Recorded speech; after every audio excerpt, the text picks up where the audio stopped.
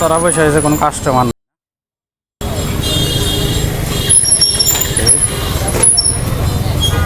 এটা জানি কি করে কয় না, এটা চাচা হাতে কথা ভাই, চাচা হাতে। চাচা আসসালামু আলাইকুম। এটা কি বানাই দিছেন? ডালা জাহা।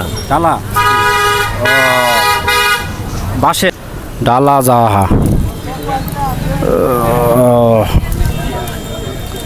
আর বেচা বিক্রি কেমন?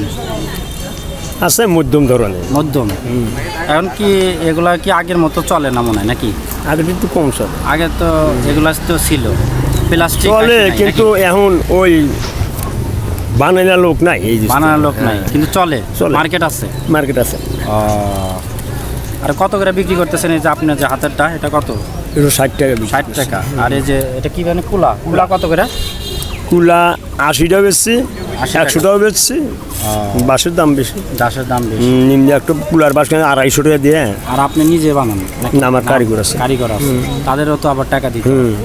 আচ্ছা আচ্ছা, তো ওকে স্যার, ধন্যবাদ। দর্শক, আমরা কিন্তু দেখালাম এই যে ঐতিহ্যবাহী বাঁশের যে কুলা, তারপরে কি বলে, এগুলো আমরা দেখালাম। আসলে এখনকার যে চীনের মার্কেট, সেই মার্কেটে কিন্তু বাংলাদেশের মার্কেট আসলে ধীরে ধীরে দখল করে নিচ্ছে। এগুলো ঐতিহ্যবাহী, ধীরে ধীরে আসলে যারা তৈরি করে তারাও ধীরে ধীরে চলে যাচ্ছে, এবং বাঁশ শিল্পের যে আমাদের ঐতিহ্য সেটাও কিন্তু আসলে ধীরে ধীরে নষ্ট হয়ে যাচ্ছে এই প্লাস্টিকের বিভিন্ন কিছুর জন্য। তো দর্শক, আমরা